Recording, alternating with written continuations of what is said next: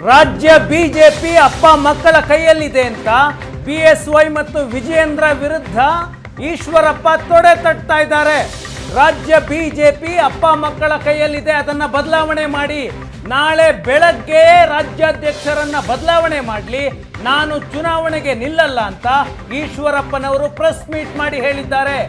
ಪಕ್ಷ ಸರಿಯಾಗಬೇಕು ಎಂಬುದೇ ನನ್ನ ಉದ್ದೇಶ, ಬಿಜೆಪಿ ಶುದ್ಧೀಕರಣ ಆಗಬೇಕು ಅಂತ ಈಶ್ವರಪ್ಪನವರ ಬಾಯಲ್ಲೂ ಆ ಮಾತು ಬರ್ತಿದೆ.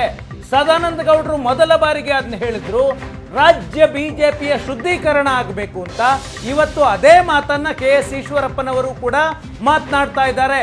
ಪಕ್ಷ ಸರಿಯಾಗಬೇಕು ಅನ್ನೋದಷ್ಟೇ ನನ್ನ ಉದ್ದೇಶ, ಚುನಾವಣೆ ನಂತರ ಏನೂ ಮಾಡೋದಕ್ಕಾಗೋದಿಲ್ಲ, ಯಾರೇ ಏನೇ ಅಂದ್ರೂ ನಾನು ಚುನಾವಣೆಗೆ ನಿಲ್ತೇನೆ, ಎಲ್ಲ ಹಾಳಾದ ಮೇಲೆ ನಾನೇನ್ ಮಾಡ್ಲಿ ಅಂತ ಈಶ್ವರಪ್ಪನವರು ಪ್ರಶ್ನೆ ಮಾಡ್ತಾ ಇದ್ದಾರೆ.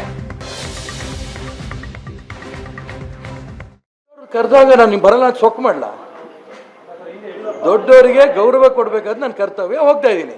ನಾಳೆ ಬೆಳಗ್ಗೆನೆ ರಾಜ್ಯ ಅಧ್ಯಕ್ಷರ ಬದಲಾವಣೆ ಮಾಡಿದ್ರೆ ನಾನು ಚುನಾವಣೆಗೆ ನಿಲ್ಲಲ್ಲ. ನನ್ನ ಉದ್ದೇಶ ಪಕ್ಷ ಸರಿ ಆಗ್ಬೇಕು.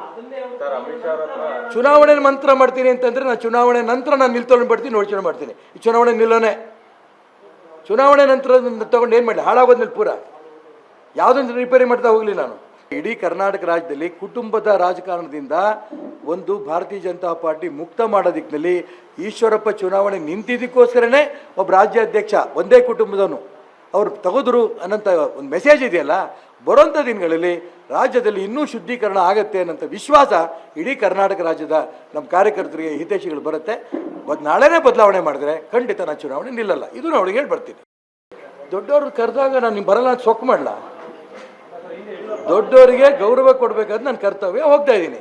ನಾಳೆ ಬೆಳಗ್ಗೆನೆ ರಾಜ್ಯ ಅಧ್ಯಕ್ಷರ ಬದಲಾವಣೆ ಮಾಡಿದ್ರೆ ನಾನು ಚುನಾವಣೆಗೆ ನಿಲ್ಲಲ್ಲ. ನನ್ನ ಉದ್ದೇಶ ಪಕ್ಷ ಸರಿ ಆಗ್ಬೇಕು. ಚುನಾವಣೆ ನಂತರ ಮಾಡ್ತೀನಿ ಅಂತಂದ್ರೆ ನಾನು ಚುನಾವಣೆ ನಂತರ ನಾನು ನಿಲ್ತೊಂಡು ಬರ್ತೀನಿ, ಯೋಚನೆ ಮಾಡ್ತೀನಿ. ಈ ಚುನಾವಣೆ ನಿಲ್ಲೋನೆ, ಚುನಾವಣೆ ನಂತರ ತಗೊಂಡು ಏನು ಮಾಡಲಿ, ಹಾಳಾಗೋದ್ಮೇಲೆ ಪೂರ ಯಾವುದೊಂದು ರಿಪೇರಿ ಮಾಡ್ತಾ ಹೋಗಲಿ. ನಾನು ಇಡೀ ಕರ್ನಾಟಕ ರಾಜ್ಯದಲ್ಲಿ ಕುಟುಂಬದ ರಾಜಕಾರಣದಿಂದ ಒಂದು ಭಾರತೀಯ ಜನತಾ ಪಾರ್ಟಿ ಮುಕ್ತ ಮಾಡೋ ದಿಕ್ಕಿನಲ್ಲಿ ಈಶ್ವರಪ್ಪ ಚುನಾವಣೆ ನಿಂತಿದ್ದಕ್ಕೋಸ್ಕರನೇ ಒಬ್ಬ ರಾಜ್ಯಾಧ್ಯಕ್ಷ ಒಂದೇ ಕುಟುಂಬದವನು ಅವ್ರು ತಗೋದ್ರು ಅನ್ನೋಂಥ ಒಂದು ಮೆಸೇಜ್ ಇದೆಯಲ್ಲ, ಬರೋಂಥ ದಿನಗಳಲ್ಲಿ ರಾಜ್ಯದಲ್ಲಿ ಇನ್ನೂ ಶುದ್ಧೀಕರಣ ಆಗತ್ತೆ ಅನ್ನೋಂಥ ವಿಶ್ವಾಸ ಇಡೀ ಕರ್ನಾಟಕ ರಾಜ್ಯದ ನಮ್ಮ ಕಾರ್ಯಕರ್ತರಿಗೆ, ಹಿತೈಷಿಗಳು ಬರುತ್ತೆ. ನಾಳೆನೇ ಬದಲಾವಣೆ ಮಾಡಿದ್ರೆ ಖಂಡಿತ ನಾನು ಚುನಾವಣೆ ನಿಲ್ಲಲ್ಲ, ಇದು ನಾನು ಅವಳಿಗೆ ಹೇಳಿ ಬರ್ತೀನಿ. ರಾಜೇಶ್ ಕಾಮತ್ ನಮ್ಮ ಶಿವಮೊಗ್ಗದ ರಿಪೋರ್ಟರ್ ನಮ್ಮ ಜೊತೆ ಸಂಪರ್ಕದಲ್ಲಿದ್ದಾರೆ.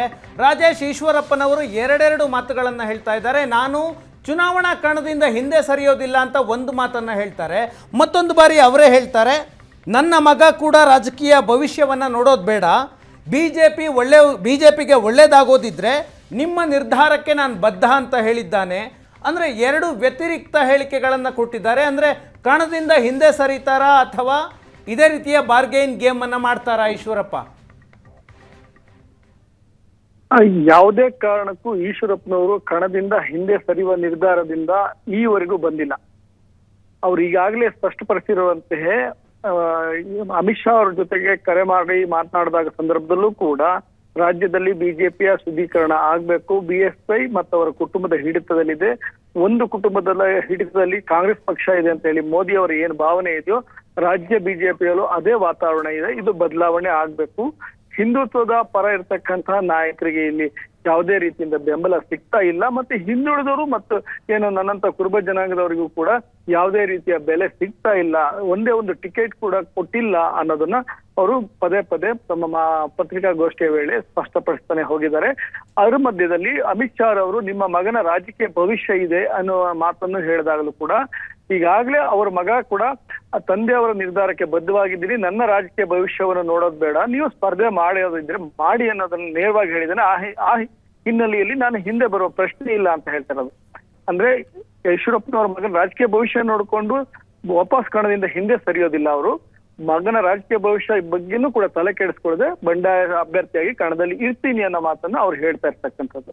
ಆ ಹಿನ್ನೆಲೆಯಲ್ಲಿ ಅಮಿತ್ ಶಾ ಅವರು ಕರೆದಾಗ ಗೌರವ ಕೊಟ್ಟು ನಾನು ದೆಹಲಿಗೆ ಹೋಗ್ತೀನಿ, ಅಲ್ಲಿ ಅವ್ರ ಜೊತೆಗೆ ಭೇಟಿಯ ಸಂದರ್ಭದಲ್ಲಿ ಕಳೆದ 3 ತಿಂಗಳ ಹಿಂದೆ ಕೂಡ ತಮ್ಮನ್ನು ಭೇಟಿ ಮಾಡಿದಾಗ ನಾನು ಎಲ್ಲಾ ರಾಜ್ಯದ ಬಿಜೆಪಿಯಲ್ಲಿ ಇರ್ತಕ್ಕಂಥ ಆಂತರಿಕ ಬೆಳವಣಿಗೆಗಳನ್ನ ತಿಳಿಸಿದ್ದೆ, ಆದ್ರೆ ಯಾವುದೇ ರೀತಿಯಿಂದ ಇದಕ್ಕೆ ಪರಿಹಾರ ಸಿಕ್ಕಿರ್ಲಿಲ್ಲ. ಈಗ ನಾನು ಅದನ್ನೇ ಪುನರಾವರ್ತನೆ ಮಾಡಿ ಅವರಿಗೆಲ್ಲ ವಿಷಯಗಳನ್ನ ತಿಳಿಸ್ತೀನಿ. ಅದಾದ ನಂತರ ಪಕ್ಷದ ಹೈಕಮಾಂಡ್ ಏನ್ ನಿರ್ಧಾರ ತೆಗೆದುಕೊಳ್ಳುತ್ತೋ ತೆಗೆದುಕೊಳ್ಳಿ, ಆದ್ರೆ ಅವರಿಗೆ ನಾನು ಸ್ಪರ್ಧೆ ಮಾಡ್ತೀನಿ ಅಂತ ಹೇಳಿ ಬರ್ತೀನಿ. ಯಾಕಂದ್ರೆ ಈಗಾಗಲೇ ನಾನು ಬಹಳಷ್ಟು ಮುಂದೆ ಹೋಗಾಗಿದೆ. ಹಿತೈಷಿಗಳು ಹಾಗೂ ನೊಂದ ಕಾರ್ಯಕರ್ತರು ಸೇರಿದಾಗೆ ಬಹಳಷ್ಟು ಬೇರೆ ಬೇರೆ ಪಕ್ಷದ ಕಾರ್ಯಕರ್ತರು ಕೂಡ ನನ್ನ ಜೊತೆಗೆ ವೇದಿಕೆ ಹಂಚಿಕೊಂಡು ನಾನು ಸ್ಪರ್ಧೆ ಮಾಡ್ಬೇಕು ಅಂತ ಹೇಳಿ ಬಯಸ್ತಾ ಇದ್ದಾರೆ. ಈ ಸ್ಪರ್ಧೆಯನ್ನು ನಾನು ಮಾಡ್ತೀನಿ. ಸೋಲು ಗೆಲುವು ಬೇರೆ ಪ್ರಶ್ನೆ, ಆದ್ರೆ ಈ ಚುನಾವಣೆಯಲ್ಲಿ ನಾನು ರಾಘವೇಂದ್ರ ಅವ್ರನ್ನ ಸೋಲಿಸಿ ನಂತರ ನಾನು ಅವ್ರನ್ನ ಹೋಗಿ ಭೇಟಿ ಮಾಡ್ತೀನಿ ಅನ್ನುವಂತ ಮಾತನ್ನ ಅವ್ರು ಹೇಳ್ತಾ ಇದ್ದಾರೆ. ರಾಜೇಶ್ ಈಶ್ವರಪ್ಪ ಹೇಳ್ತಾ ಇದ್ದಾರೆ, ಈ ಕೂಡಲೇ ರಾಜ್ಯಾಧ್ಯಕ್ಷರ ಬದಲಾವಣೆ ಆಗಲಿ, ಆಗ ನಾನು ಕಣದಿಂದ ಹಿಂದೆ ಸರಿತೀನಿ ಅಂತ. ಆದರೆ ಈ ಚುನಾವಣಾ ಸಂದರ್ಭದಲ್ಲಿ ರಾಜ್ಯಾಧ್ಯಕ್ಷರನ್ನ ಬದಲಾವಣೆ ಮಾಡುವಂತಹ ನಿರ್ಧಾರವನ್ನ ಬಿಜೆಪಿ ಮಾಡೋದಿಲ್ಲ. ಆಗ ಈಶ್ವರಪ್ಪನವರ ನಡೆ ಏನಾಗಿರುತ್ತೆ? ದೆಹಲಿಗೆ ಹೋದ ನಂತರ ಇವರ ಷರತ್ತನ್ನ ಬಿಜೆಪಿ ಒಪ್ಪುವ ಸಾಧ್ಯತೆ ಅಷ್ಟಾಗಿ ಇಲ್ಲ. ಆಗ ಏನಾಗಬಹುದು? ಈಶ್ವರಪ್ಪನವರ ನಿರ್ಧಾರ ಅಮಿತ್ ಶಾ ಅವರ ಮಾತಿಗೆ ವಿರುದ್ಧವಾಗಿ ಸ್ಪರ್ಧೆ ಮಾಡ್ತೀನಿ ಅಂತ ಹೇಳ್ತಾರ ದೆಹಲಿಗೆ ಹೋಗಿ ಬಂದ ಮೇಲೂ ಕೂಡ?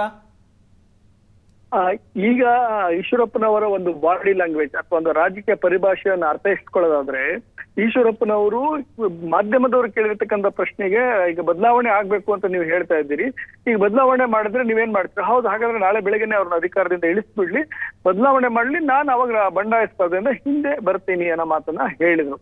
ಆದ್ರೆ ಇದನ್ನ ಅವ್ರು ಹೈಕಮಾಂಡ್ ಮುಂದೆ ಈ ರೀತಿ ಪ್ರತಿಪಾದನೆ ಅವ್ರು ಖಂಡಿತವಾಗೂ ಮಾಡೋದಿಲ್ಲ. ಅವ್ರು ಪ್ರತಿಪಾದನೆ ಮಾಡ್ತಕ್ಕಂಥ ಅಂಶಗಳೇ ಬೇರೆ ಇದೆ. ಬಿಜೆಪಿಯಲ್ಲಿಯೇ ಒಂದು ಕುಟುಂಬದ ಹಿಡಿತಕ್ಕೆ ಹೇಗಿದೆ, 6 ತಿಂಗಳ ಹಿಂದ ರಾಜ್ಯಾಧ್ಯಕ್ಷ ಸ್ಥಾನ ಖಾಲಿ ಇದ್ರು ಕೂಡ ಅದನ್ನ ನಮ್ಮ ಹಿಂದುಳಿದ ವರ್ಗದವರಿಗೆ ಕೊಡ್ಲಿಲ್ಲ. ಹಾಗೆ ಸಿ.ಟಿ. ರವಿ ಅವರಿಗೆ ಕೊಡ್ಬೋದಾಗಿತ್ತು, ಕೊಡ್ಲಿಲ್ಲ. ಯತ್ನಾಳಿಗೆ ಕೊಡ್ಬೋದಾಗಿತ್ತು, ಕೊಡ್ಲಿಲ್ಲ. ಈ ರೀತಿಯ ಜಾತಿ ರಾಜಕಾರಣ ಸಮೀಕರಣ ನೋಡಿ ಆದ್ರೂ ಕೊಡ್ಬೋದಾಗಿತ್ತು, ಕೊಡ್ಲಿಲ್ಲ.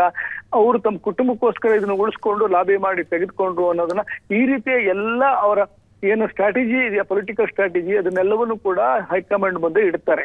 ಜೊತೆನಲ್ಲಿ ರಾಜ್ಯದಲ್ಲಿ ಎಷ್ಟು ಜನ ಈ ತರ ನೊಂದ ಕಾರ್ಯಕರ್ತ ಇದ್ದಾರೆ, ಪಕ್ಷದಲ್ಲಿ ಏನಾಗ್ತಿದೆ, ಕರ್ನಾಟಕ ರಾಜ್ಯದಲ್ಲಿ ನೀವು ಒಂದು ದೊಡ್ಡ ಭ್ರಮೆಯಲ್ಲಿದ್ದೀರಿ, ಯಡಿಯೂರಪ್ಪನವರೇ ಲಿಂಗಾಯತರ ನಾಯಕರು ಅಂತ ಅನ್ಕೊಂಡಿದ್ದೀರಿ, ಅವ್ರನ್ನ ಹೊರತುಪಡಿಸಿಯೂ ಕೂಡ ಲಿಂಗಾಯತರ ನಾಯಕರಿದ್ದಾರೆ, ಅವ್ರನ್ನ ಬೆಳಿಲಿಕ್ಕೆ ಇವ್ರು ಬಿಡ್ತಾ ಇಲ್ಲ ಅನ್ನೋ ಅಂಶಗಳನ್ನ ಅವ್ರನ್ನ ಪ್ರತಿಪಾದನೆ ಮಾಡ್ಬೇಕಾಗಿದೆ.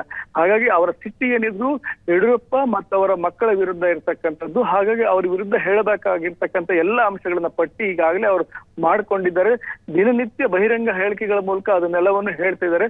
ಇದ್ರ ಜೊತೆಗೆ ಮತ್ತಷ್ಟು ಅಂಶಗಳನ್ನ ಸೇರಿಸಿ ಅಲ್ಲಿ ಹೇಳ್ತಾರೆ ಹೊರತು ನಾಳೆ ಬೆಳಗಿನ ಅವ್ರನ್ನ ಬದಲಾವಣೆ ಮಾಡಿ ನಾನು ಬಂಡಾಯದಿಂದ ಹಿಂದೆ ಬರ್ತೀನಿ ಅನ್ನೋ ಮಾತನ್ನ ಅವ್ರು ಹೇಳುವ ಸಾಧ್ಯತೆಗಳಿಲ್ಲ. ಅವರ ಬದಲಾವಣೆ ಆಗ್ಬೇಕು ಅಂತ ಹೇಳಿ ಪ್ರತಿಪಾದನೆ ಮಾಡ್ತಾರೆ, ನಾಳೆ ಬೆಳಗ್ಗೆ ಮಾಡಿ ಅಂತ ಹೇಳುವಂತ ಅಂಶಗಳು ಅದರಲ್ಲಿ ಇರೋದಿಲ್ಲ. ಹಾಗಾಗಿ ಈಶ್ವರಪ್ಪನವರು ಅವ್ರನ್ನ ಭೇಟಿ ಆದ ಸಂದರ್ಭದಲ್ಲಿ ತಮ್ಮೆಲ್ಲ ರಾಜಕೀಯ ವಿಷಯಗಳನ್ನ ಅವರು ಪ್ರಸ್ತಾಪ ಮಾಡ್ತಾರೆ. ಹಾಗೆ ತಾವು ಬಂಡಾಯ ಸ್ಪರ್ಧೆ ಮಾಡ್ತೀನಿ ಅನ್ನೋದನ್ನು ಕೂಡ ಹೇಳ್ತಾರೆ. ಈಗಾಗಲೇ ಕೇಂದ್ರದ ಹೈಕಮಾಂಡ್ ಕೂಡ ಈಶ್ವರಪ್ಪನವ್ರನ್ನ ಒಂದು ಮನವೊಲಿಸುವ ಪ್ರಯತ್ನವನ್ನು ಮಾಡಿದೆ. ಹಾಗೆ ಈಶ್ವರಪ್ಪನವರ ಬಂಡಾಯದಿಂದ ಶಿವಮೊಗ್ಗ ಕ್ಷೇತ್ರ ಸೇರಿದಂಗೆ ರಾಜ್ಯದಲ್ಲಿ ಯಾವ ರೀತಿ ವ್ಯತಿರಿಕ್ತ ಪರಿಣಾಮ ಬೀರಲಿದೆ ಅನ್ನಷ್ಟು ಮಾಹಿತಿಗಳನ್ನು ಕೂಡ ತಮ್ಮ ಬಲ್ಲ ಮೂಲಗಳಿಂದ ಅವರು ಪಡೆದುಕೊಳ್ತಾ ಇದ್ದಾರೆ. ಡೈಲಿ ರಿಪೋರ್ಟ್ಗಳನ್ನು ತೆಗೆದುಕೊಳ್ತಾ ಇದ್ದಾರೆ. ಹಾಗಾಗಿ ಈಶ್ವರಪ್ಪನವರು ತಾನು ಬಂಡಾಯವಾಗಿ ಸ್ಪರ್ಧೆ ಮಾಡ್ತೀನಿ ಅಂತ ಘೋಷಣೆ ಮಾಡಿದ್ಮೇಲೆ BS ಯಡಿಯೂರಪ್ಪನವರಾಗ್ಲಿ ಅಥವಾ ರಾಜ್ಯಾಧ್ಯಕ್ಷ ವಿಜಯೇಂದ್ರ ಅವರಾಗ್ಲಿ ಈಶ್ವರಪ್ಪನವರ ಸಂಪರ್ಕಿಸಿ ಮಾತನಾಡಿದ್ದಾರೆ ಅನ್ನುವಂತಹ ಸುದ್ದಿ ಬರಲಿಲ್ಲ.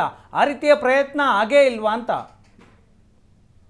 ಖಂಡಿತವಾಗೂ ಅದು ಏನಾಗಿತ್ತು ಅಂತ ಹೇಳಿದ್ರೆ, ಟಿಕೆಟ್ ಘೋಷಣೆಗೆ 1-2 ದಿನಗಳ ಮೊದಲೇ ಇಲ್ಲೇ ಮೋದಿ ಅವರ ಕಾರ್ಯಕ್ರಮನೂ ಇತ್ತು. ಆ ಮೋದಿ ಕಾರ್ಯಕ್ರಮಕ್ಕೆ ಸಿದ್ಧತೆಯಲ್ಲಿ ಯಡಿಯೂರಪ್ಪನವರು ಇದ್ರು, ವಿಜೇಂದ್ರ ಅವರು ಇದ್ರು. ಅವ್ರನ್ನ ಯಡಿಯೂರಪ್ಪನವರು ಸಂಪರ್ಕಿಸುವ ಪ್ರಯತ್ನವನ್ನು ಕೂಡ ಮಾಡಿದ್ರು, ಮೊಬೈಲ್ಗೆ ಕರೆ ಮಾಡಿದ್ರು. ಆದ್ರೆ ಆ ಸಂದರ್ಭದಲ್ಲಿ ಆಗ್ಲೇ ಟಿಕೆಟ್ ಅನೌನ್ಸ್ ಆಗಿದ್ರಿಂದ ಹಾವೇರಿ ಟಿಕೆಟ್ ಅವರ ಪುತ್ರನಿಗೆ ಕೈ ತಪ್ಪಿದ ಹಿನ್ನೆಲೆಯಲ್ಲಿ ಈಶ್ವರಪ್ಪನವರು ಯಡಿಯೂರಪ್ಪನವ್ರ ಜೊತೆಗೆ ಮಾತನಾಡ್ಲಿಕ್ಕೆ ಸಿದ್ಧರಿರ್ಲಿಲ್ಲ. ಹಾಗಾಗಿ ಆ ಮಾತುಕತೆ ಆಗ್ಲೇ ಮುರಿದು ಬಿದ್ದಿತ್ತು. ಅದಾದ ನಂತರ ಬೇರೆ ಬೇರೆ ನಾಯಕರನ್ನ ಕಳಿಸಿ ಈಶ್ವರಪ್ಪನವರ ಬಂಡಾಯ ಶಮನ ಆಗುತ್ತೆ ಅಂತ ಹೇಳಿ ಯಡಿಯೂರಪ್ಪನವರು ಮತ್ತು ಬಿಜೆಪಿ ರಾಜ್ಯಾಧ್ಯಕ್ಷರು ಅನ್ಕೊಂಡಿದ್ರು ಅನ್ಸುತ್ತೆ. ಆದ್ರೆ ಯಾವುದೇ ರೀತಿಯಿಂದ ಕೇಂದ್ರದ ರಾಜ್ಯ ಉಸ್ತುವಾರಿ ಇರ್ತಕ್ಕಂಥ ರಾಧಾಮೋಹನ್ ಅವರು ಬಂದಾಗ್ಲೂ ಕೂಡ ಅವರಿಗೆ ಇರೋ ವಿಷಯಗಳನ್ನು ತಿಳಿಸಿ ಇವರು ಯಾವುದೇ ಕಾರಣಕ್ಕೆ ನಾನು ಬಂಡಾಯ ಸ್ಪರ್ಧೆ ಮಾಡ್ತೀನಿ ಅನ್ನೋ ಮಾಹಿತಿಯನ್ನು ಹೇಳಿದ್ರು. ರಾಜ್ಯ ಸಂಘಟನಾ ಕಾರ್ಯದರ್ಶಿ ರಾಜೇಶ್ ಜಿ ಬಂದಿದ್ರು, ರಮೇಶ್ ಜಾರಕಿಹೊಳಿ, ಆರ್ಗ ಜ್ಞಾನೇಂದ್ರ, ಹೀಗೆ ರಾಜ್ಯದ ಹಲವು ನಾಯಕರು ಭೇಟಿ ಕೊಟ್ಟಾಗ್ಲೂ ತಾವು ಅವರು ಯಡಿಯೂರಪ್ಪನವರ ಕುಟುಂಬದ ಮೇಲೆ ಆಕ್ರೋಶವನ್ನು ಹೊರಹಾಕ್ತಾನೆ ತಮ್ಮ ಸ್ಪರ್ಧೆ ಖಚಿತ ಅನ್ನೋ ಮಾಹಿತಿಯನ್ನು ಹೇಳಿದ ಹಿನ್ನೆಲೆಯಲ್ಲಿ ಯಡಿಯೂರಪ್ಪನವರು ಈ ಒಂದು ದುಸ್ಸಾಹಸಕ್ಕೆ ಕೈ ಹಾಕ್ಲಿಲ್ಲ ಅಂತ ಹೇಳ್ಬೋದು. ಯಾಕಂದ್ರೆ ಅವರಿಬ್ರು ಒಂದು ಕಾಲದ ಸ್ನೇಹಿತರು. ಹಾಗಾಗಿ ಅವರ ಮಧ್ಯೆ ಪರಸ್ಪರ ಪ್ರೀತಿ ದ್ವೇಷದ ರಾಜಕಾರಣ ಆಗಾಗ ನಡೆದಿದೆ. ಹಾಗಾಗಿ ಯಡಿಯೂರಪ್ಪನವರು ಈ ಕೆಲಸ ಮಾಡ್ಲಿಲ್ಲ. ಬಂದು ಭೇಟಿ ಆಗ್ತೀನಿ ಅಂತ ಹೇಳಿ ಮಾಧ್ಯಮಗಳಲ್ಲಿ ಹೇಳಿ ಕೊಟ್ಟೆ 1 ವಾರ ಆಯ್ತು, ಆದ್ರೂ ಕೂಡ ಬಂದಿಲ್ಲ ಅವರು. Thank you so much Rajesh.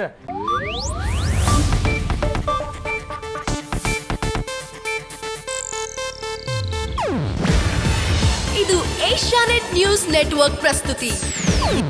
ನೀವು ನೋಡ್ತಿದ್ದೀರಾ ಏಷ್ಯಾನೆಟ್ ಸುವರ್ಣ ನ್ಯೂಸ್.